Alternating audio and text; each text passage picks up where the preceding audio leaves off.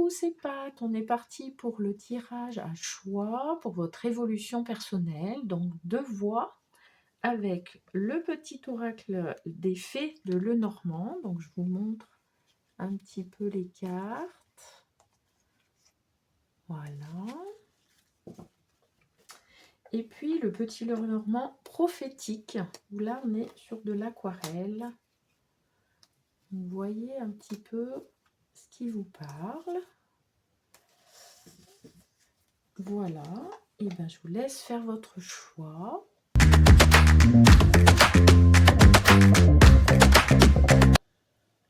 Donc on démarre avec l'oracle des fées de Lenormand.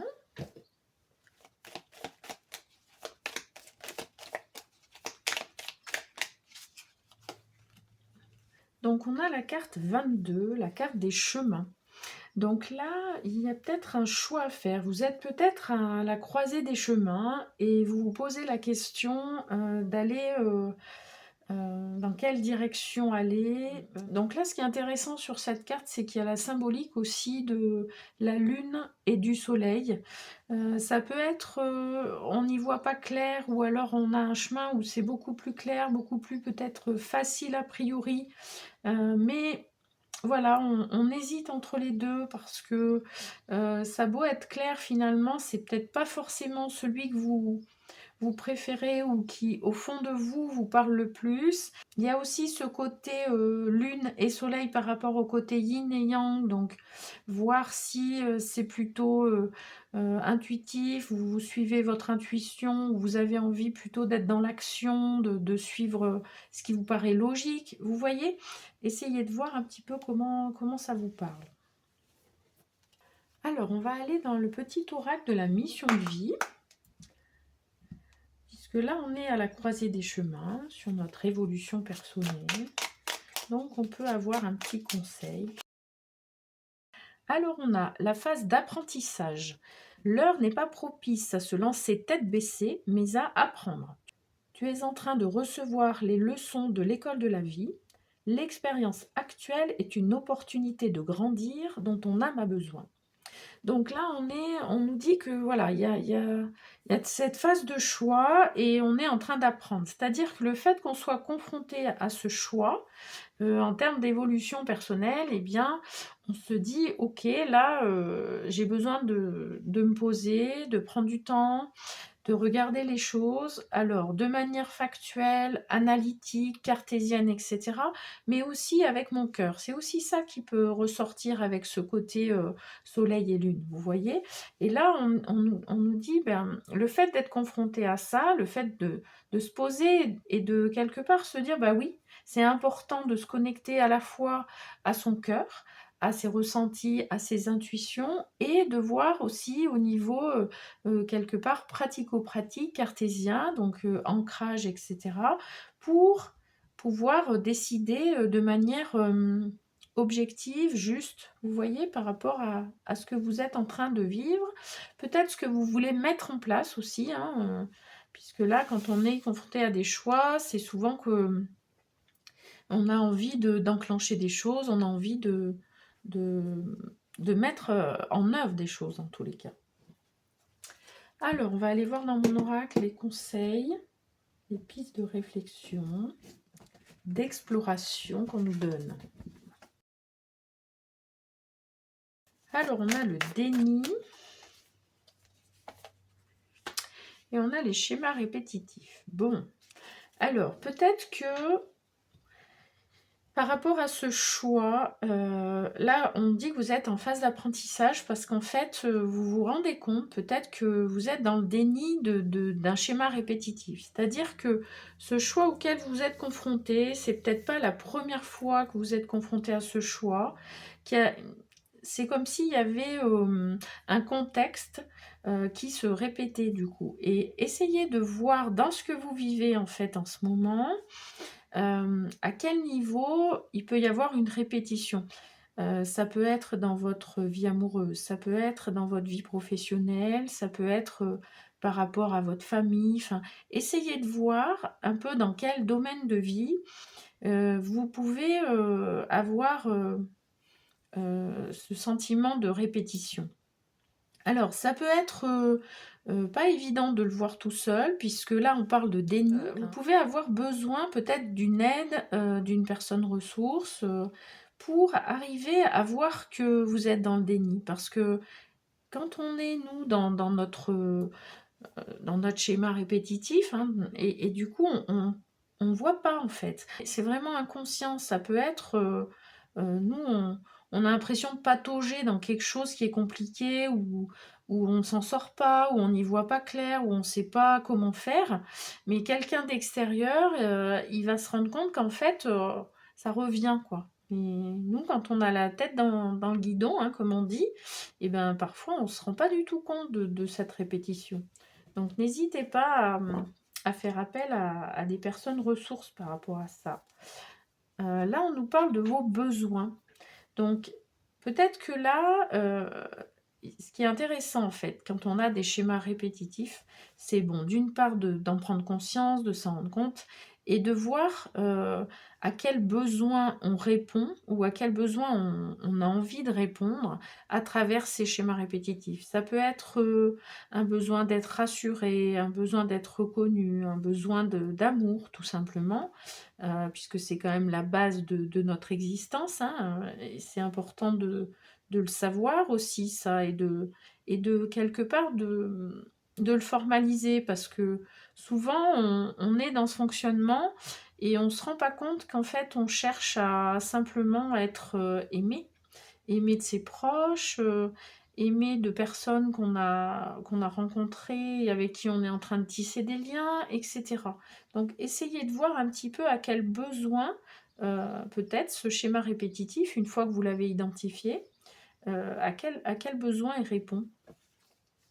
Là, on nous parle d'intention et des déceptions. Donc là, on peut être dans un schéma où, du coup, on revient, on est déçu, on n'est pas bien, puisque quand on a des déceptions, c'est qu'on avait des attentes par rapport à certaines personnes, par rapport à une situation, et que ça ne répond pas à nos attentes, donc ça peut ne pas répondre aussi à nos besoins, hein.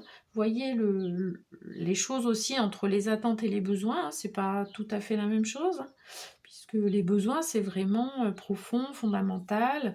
On ne peut pas... voilà, c'est quelque chose qui est vraiment important. Et les attentes, ça peut être ponctuel, c'est-à-dire on peut avoir une attente un jour et puis ensuite on change de voilà, d'envie, de perception, et puis hop, on passe à autre chose. Donc, voyez un petit peu tout ça, parce que là, ce qui est intéressant, c'est du coup comment on prend conscience des besoins qu'on a, et ensuite quelles intentions on pose par rapport à, du coup, modifier ce fonctionnement-là. Alors, je vais aller dans le petit oracle de Gaïa. C'est un petit oracle qui peut nous aider donc au niveau conseil, pour s'ancrer, pour nous rassurer aussi, hein. Alors, on a soit sauvage, retrouve ta nature profonde, sauvage. Ressens le sang de tes ancêtres lointains couler dans tes veines et laisse cet immense pouvoir te guider. Donc là, ce qu'on nous dit, c'est que plutôt que de rester dans ce fonctionnement et d'être coincé et de plus savoir où on en est, de pas savoir quoi faire, de plus savoir quel choix on doit prendre, eh bien, la première étape, c'est, on parlait des besoins, hein, et donc là, on est aussi, les besoins, c'est aussi notre nature profonde, c'est aussi ce qu'on a vraiment dans le cœur, qui est très important, fondamental pour nous dans notre vie. Et là, on nous dit, retrouve ta nature profonde, vous voyez? Donc, c'est comment on se reconnecte à tout ça pour arriver finalement à s'apaiser, à se sécuriser et à retrouver de la clarté, hein, sur les choix qu'on veut faire et qui sont bons pour nous, hein. En tous les cas, qui nous paraissent les plus adaptés aujourd'hui, ici et maintenant, hein. Alors, je vais aller chercher une carte dans l'appel de la déesse.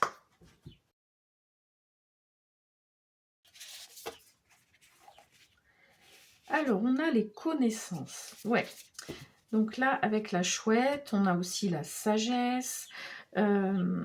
Athéna, donc c'est la déesse Athéna. Les connaissances, c'est là, on est en train de se rendre compte qu'il y a des choses qui qui sont obscures pour nous, on n'y voit pas clair, où on n'a pas identifié peut-être les choses, on n'a pas conscience des choses, hein, on disait tout à l'heure. Donc là, on est en train de justement enclencher une démarche pour prendre prendre la mesure des choses, avoir la connaissance des choses et ne plus être dans ce déni, dans ces schémas répétitifs où on est quelque part, on se sent coincé et on subit les choses. C'est-à-dire que on a l'impression qu'on n'a pas de moyen d'action. Et là, on nous dit, on apprend, hein, on acquiert des connaissances. Alors des connaissances, ça peut être théorique entre guillemets, mais c'est surtout là la connaissance de soi, la compréhension de soi, pour ensuite arriver à y voir plus clair et avancer sur notre route qui sera la meilleure pour nous, hein. Alors, pour terminer avec ce choix de l'oracle d'Effet Lenormand, je vais aller piocher une carte dans le féminin sacré, la féminité sacrée, pardon. Alors, on a, c'est une magnifique carte, la renaissance du phénix. Tout changement, confortable ou inconfortable, amène une nouvelle sagesse, amène un dépassement de soi. Donc là, on est en train de faire le ménage, hein, clairement, puisque quand on est dans identifier nos schémas répétitifs, voir qu'on est dans le déni sur certaines choses, et notamment par rapport à ces schémas répétitifs, voir ce qui se passe, comprendre où on en est, et voilà, comment on fonctionne, etc. Ça nous permet d'apprendre, d'être dans l'apprentissage, hein, puisque là, on nous parle vraiment d'acquérir une nouvelle sagesse, de comprendre les choses, de se reconnecter à notre nature profonde. Et du coup, là, c'est dans ce sens-là où il y a une renaissance du phénix. Voilà, et bien écoutez, je vous souhaite une belle fin de semaine. Je vous envoie plein de belles énergies. Et puis, on va passer au choix suivant.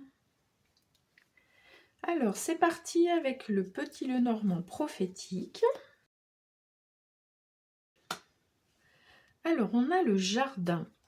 Le jardin, c'est une carte d'ouverture aux autres. C'est une carte où on nous dit, essayez de voir un petit peu comment vous pouvez retrouver un peu une vie sociale, avec qui vous avez envie de partager des moments, avec qui vous avez envie d'être. Et puis aussi, ça peut être comment on s'ouvre aux autres. Est-ce qu'on était dans une période où on était un petit peu en phase d'introspection, on avait besoin de calme, on avait besoin de se retrouver avec soi-même. Et là, le conseil, c'est peut-être de voir s'il il est pas temps d'aller à la rencontre des autres, de partager des moments avec les autres. Alors ça peut être des personnes que vous choisissez, avec qui vous avez envie voilà, d'organiser un moment, de partager des festivités, etc. Mais vraiment être dans l'échange, ou ça peut être aussi comment on s'ouvre à de nouvelles rencontres. Alors on va aller voir dans l'oracle de la mission de vie. On est là dans notre évolution personnelle, les interactions aux autres. Qu'est-ce qu'on nous dit? Énergie de guérison. Il y a en toi une blessure qui demande à être guérie afin de passer à la suite et de ne plus répéter les mêmes schémas. Observe ce qui déclenche une souffrance en toi et envoie-toi tout l'amour, toute la compassion dont tu as besoin. Donc là, peut-être ce qu'on nous dit, c'est qu'on a peut-être voilà, eu besoin de ce temps d'introspection, et que là, le fait de s'ouvrir aux autres, ça va nous permettre aussi d'avoir alors de l'amour, c'est nous par rapport à nous, avec cette période qu'on vient de passer peut-être. Et puis là, c'est aussi le fait d'être dans le partage, d'être avec les autres, de pouvoir aussi se sentir utile, apporter quelque chose aux autres. Ça va nous aider aussi, nous, à être dans cette énergie de guérison. Vous voyez? Alors, on va aller voir dans mon oracle les conseils, les pistes d'exploration.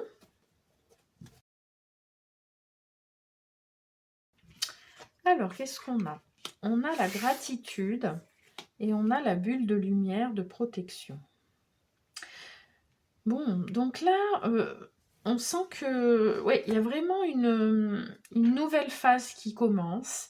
Il y a une invitation avec cette ouverture aux autres. On est aussi dans la gratitude, dans le sens où on peut avoir ce moment d'introspection qui vraiment nous a fait du bien, où on sent qu'on a avancé dans cette guérison, dans la guérison de nos blessures, dans la compréhension de soi, dans aussi l'acceptation de soi.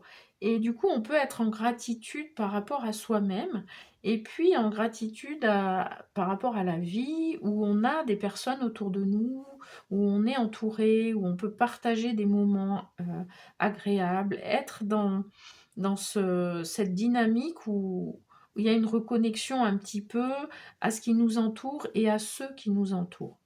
Et puis cette bulle de protection, c'est aussi le fait qu'on avance sur ce chemin de guérison, le fait qu'on arrive à mieux se comprendre, à mieux s'appréhender quelque part, eh bien ça nous permet de mettre en place cette bulle de protection autour de nous pour à la fois se sentir en sécurité, j'allais dire physique, mais aussi sécurité intérieure surtout, et puis, du coup, d'être capable de s'ouvrir aux autres. C'est-à-dire la bulle de lumière, elle est autour de nous, elle nous protège et ça fait quelque part une petite protection, mais qui est transparente et qui nous permet de rester sécure, mais tout en étant ouvert aux autres. Donc c'est là où c'est intéressant. Et là, on nous dit, vous avez mis en place ça, vous êtes peut-être dans cette démarche, où vous êtes en train de le faire, hein, c'est-à-dire vous avancez sur ce parcours, et puis du coup, petit à petit, vous avez senti que vous mettez en place des choses qui vous permettent d'être dans cette sécurité intérieure, et du coup, vous pouvez aller à la rencontre des autres, vous pouvez de nouveau être en interaction avec les autres, puisque vous avez mis en place cette sécurité intérieure, vous avez pu aussi ressentir cette sécurité intérieure, parce que on peut se dire oui, non, mais moi c'est bon, j'ai mis en place des choses, machin, mais ne pas se sentir en sécurité à l'intérieur de nous. Donc là, c'est vraiment euh, ces énergies de guérison, cette rencontre avec soi-même, ça a peut-être permis justement de voir comment vous pouvez être en sécurité, vous sentir en sécurité à l'intérieur de vous, et du coup, oser aller vers les autres. Alors, on nous parle de personnes ressources parce que soit vous êtes dans ce chemin-là de découverte de soi, de guérison par rapport à vos blessures, de découverte par rapport à vos croyances limitantes ou à des choses à des schémas répétitifs. Enfin, voyez un petit peu. Et là, on vous dit, n'hésitez pas à solliciter des personnes ressources, d'où l'ouverture aux autres aussi, hein. On peut trouver des personnes ressources en fonction de nos besoins. Et nos besoins, ça peut être justement d'établir ou de rétablir cette sécurité intérieure. Donc là, on nous parle de se reconnecter ou de se connecter à son cœur et son âme et les responsabilités.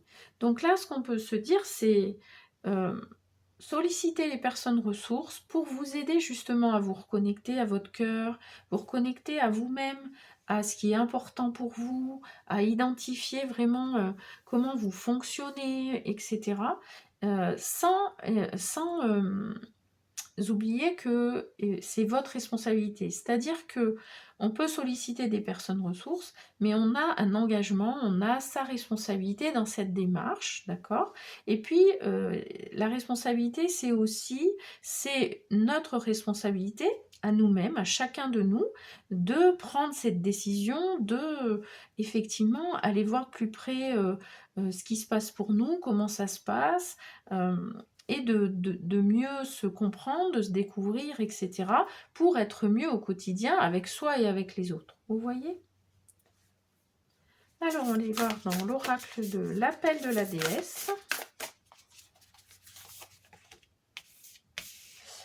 Alors, on a l'alliance. Ouais. Donc là, c'est vraiment ce que je vous disais. Ne pas hésiter à aller voir des personnes ressources, on s'ouvre aux autres. Et là, ce qu'on nous dit, c'est On est dans cette démarche, et peut-être qu'on a peur, peut-être qu'on n'est, pas rassuré, ou on se pose des questions ou et cetera et là, on nous dit, l'alliance, c'est vraiment trouver des alliés, du coup. C'est trouver donc ces personnes ressources en qui vous avez confiance, qui vont vous aider dans ce chemin et où vous, vous allez vous sentir en sécurité. C'est-à-dire qu'on vous accompagne, c'est un bout de chemin ensemble et c'est vraiment, une équipe, vous voyez? Où on va avancer, main dans la main. C'est dans ce sens-là, l'alliance. Voilà, et pour terminer, on va aller dans l'oracle de la féminité sacrée.